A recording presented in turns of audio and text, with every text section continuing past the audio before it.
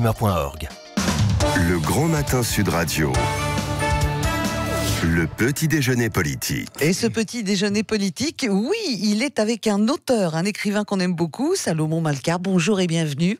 Bonjour. Mais il sera quand même, mon cher Philippe David, politique, quoi qu'il arrive, puisque Salomon Malka vient nous parler de ce livre qui sortira, je vous le rappelle, le 2 mai, Dieu, la République et Macron. Mais un livre que vous pouvez d'ores et déjà commander sur toutes les librairies en ligne ou dans toutes les librairies, on va dire, physiques. Salomon Malka, bonjour. Bonjour. Bienvenue sur Sud Radio. Je vais vous poser une question qui va vous faire penser à un acteur qu'on a vu hier soir à la télé dans l'Ardive de la Grande Vadrouille. Salomon, vous êtes juif? Oui.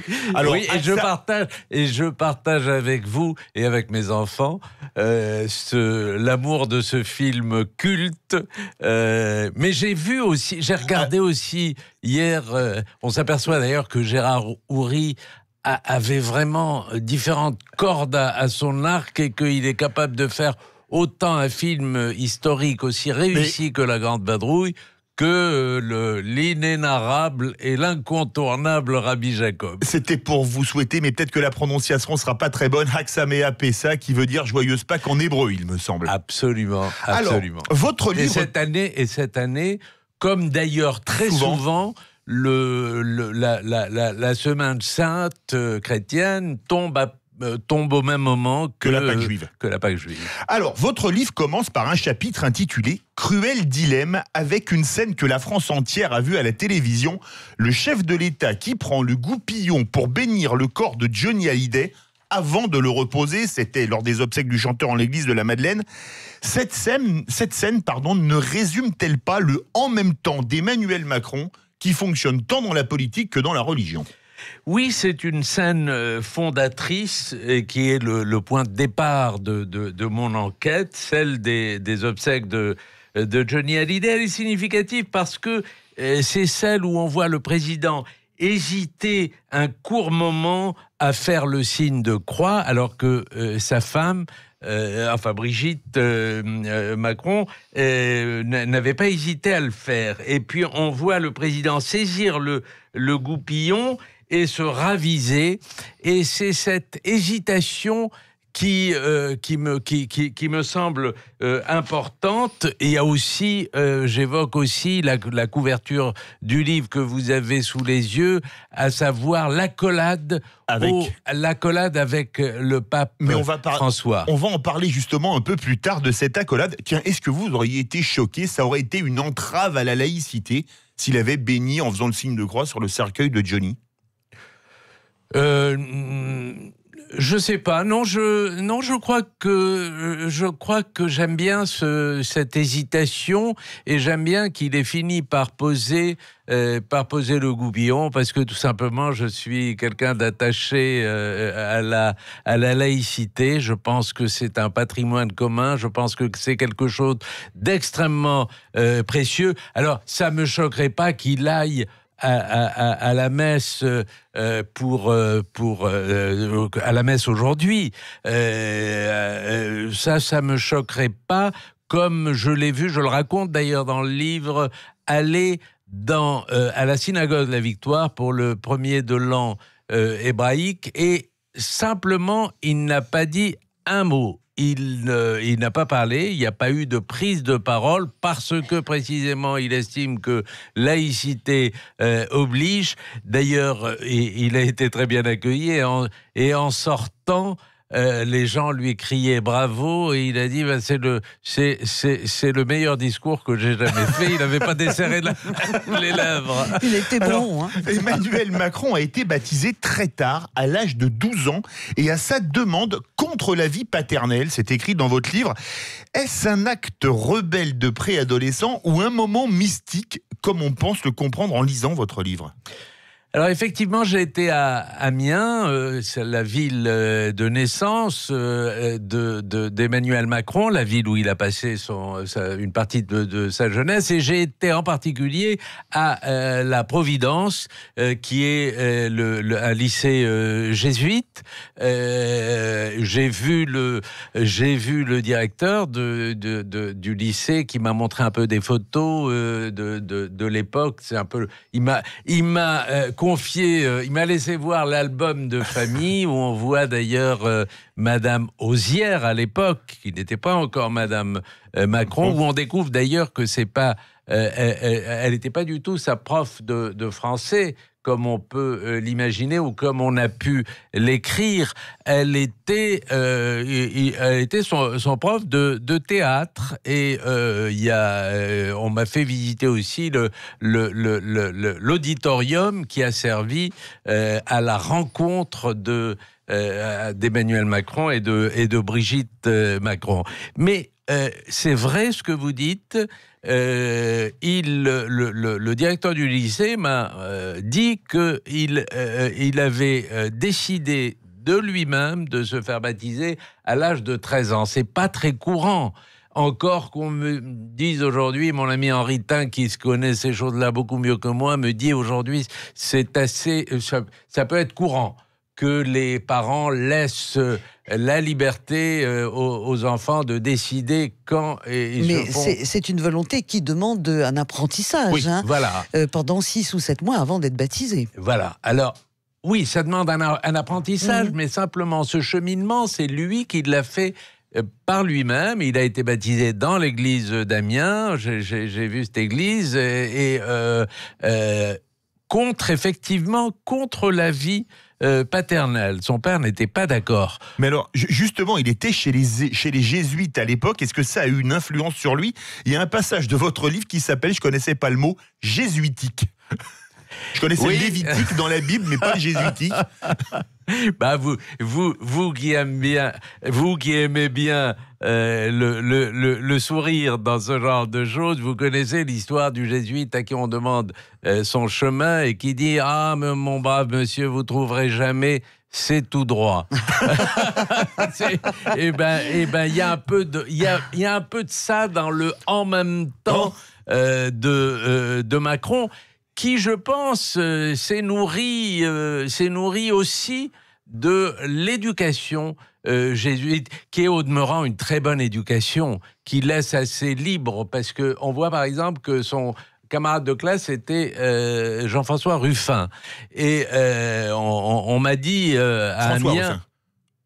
François Ruffin, pardon. Pourquoi je dis Jean-François? Qui est député apparenté France Insoumise. France Insoumise. Et à la direction de l'école, on m'a dit, on savait que Emmanuel Macron était un grand séducteur. Il séduisait tout le monde. Il aurait séduit une chaise. En revanche, on s'attendait pas du tout à voir Monsieur Ruffin faire une telle carrière, parce que c'était quelqu'un d'extrêmement pudique, d'extrêmement renfermé, alors que Macron avait ce côté flamboyant. Donc, à partir de la même éducation jésuitique, ou jésuite tout simplement, on a pu avoir d'un côté Emmanuel Macron et de l'autre Ruffin. Il y a eu pas mal aussi de condisciples ou de gens qui ont été... Il y a Jean-Pierre Delevoye qui était bien avant lui. Jean-Paul Delevoye, oui. Décidément. Jean-Paul Delevoye. Et puis Laurent Delahousse. Le présentateur de France 2. Voilà. Alors, en couverture de votre livre, il est en photo avec un jésuite, peut-être le jésuite le plus célèbre aujourd'hui, le pape François. Quels sont leurs rapports? Eh bien, écoutez, ça s'est très bien passé. La rencontre avec le pape François s'est très bien passée, contrairement, il faut dire, à ses prédécesseurs. On sait qu'avec Giscard d'Estaing, si on remonte aussi loin, avec Giscard d'Estaing, ça s'était extrêmement mal passé à cause de l'IVG. Avec Sarkozy... Ça s'est pas bien passé parce qu'il est arrivé avec Bigard, et puis il jouait avec son téléphone portable. Et puis divorcé. Et puis divorcé. Donc, par contre, avec François Hollande, n'en parlons pas. Enfin, bon, là, c'était catastrophique, c'était extrêmement froid. Mais avec Emmanuel Macron, la rencontre s'est relativement bien passée. il reste que le pape François n'a jamais fait de voyage en France. Il ne l'a pas encore fait. Il dit qu'il le fera peut-être. Il y a aujourd'hui quelques petits soucis à cause de Monseigneur des Ventura. poursuites contre Le représentant du Vatican en France. Le représentant, le nonce apostolique. Et donc, il y a encore des soucis de ce côté-là, ce qui explique que Macron a demandé au pape François de venir après l'incendie de Notre-Dame et il n'a pas reçu de réponse positive pour l'instant. Salomon Malka, dans votre livre, vous faites témoigner Monseigneur Pontier, le pasteur Claveroli, le grand rabbin Haïm Corsia, mais aussi Khaled Bencher. Quelle relation entretient-il avec chacune de ces religions? Allez, rapidement, tiens, on a déjà parlé du catholicisme, le protestantisme. Le protestantisme, il a prononcé... Il y a eu je décrypte dans ce livre... c'est une enquête qui voudrait dresser un état des lieux sur les religions, la loi 1905, la représentation de l'islam, la laïcité, la loi bioéthique, autant de sujets cruciaux qui sont sur la table, sur lesquels le président doit prendre des décisions, il doit trancher, mais c'est une décision qui tarde à venir. Mais on a eu des esquisses, et on a eu des esquisses tout au long, depuis d'ailleurs le début de la campagne, le discours au Bernardin, le discours devant les protestants pour le 500e anniversaire de la Réforme, et en bon disciple de Ricoeur, qui était un philosophe protestant, il avait il était attendu sur ce terrain et il n'a pas déçu les protestants. Monsieur François Claveroli, le président de la Fédération protestante, a été extrêmement heureux de cette rencontre où il a dit « Vous êtes les vigiles de la République ». Il nous reste 1 minute 30, ses relations avec le judaïsme. Ses relations avec le judaïsme... Et après, on va poser des questions de l'islam. Les relations avec le judaïsme sont fondées à la fois sur de grands discours sur la mémoire, et il y a eu ce grand discours pour la panthéonisation de Simone Veil qui avait été j'y étais, qui avait été bouleversant. C'est le président dans son meilleur jour qui sait trousser des discours qui étaient faits à l'époque par Sylvain Faure qui n'est plus là, et on m'a souvent dit: attention, les longueurs, le discours, c'est Sylvain Faure. Mais les longueurs, c'est pas Sylvain Faure, c'est le président. Et sur l'islam, il veut être le réformateur de l'islam de France ? Il voudrait, mais c'est très compliqué. C'est très compliqué parce qu'il bute sur la représentation de l'islam. Les religions qui sont un peu inscrites dans l'histoire nationale, le catholicisme... C'est plus compliqué parce qu'il n'y a pas de représentant, contrairement aux CRIF, aux protestants, aux catholicistes.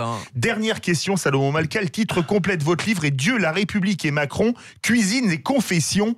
En termes de respect de la laïcité, lui donneriez-vous le bon Dieu sans confession, en 10 secondes? Vous me donnez un pouvoir que énorme. Je n'ai pas. J'essaye déjà de me confesser moi-même, ce qui est pas difficile, mais ce qui est pas facile. Merci beaucoup Salomon Malka, auteur de Dieu, la République et Macron, Cuisines et confessions, publié aux éditions du Cerf. Merci à vous. Merci messieurs. Si vous pensez que Sud Radio a oublié le chocolat, mais vous vous trompez. Bien sûr, le lundi de Pâques, on va mettre un grand coup de projecteur. Ça va chauffer le chocolat sur les petites manufactures Cluzel, 70 ans d'existence. Restez avec nous, on va se régaler.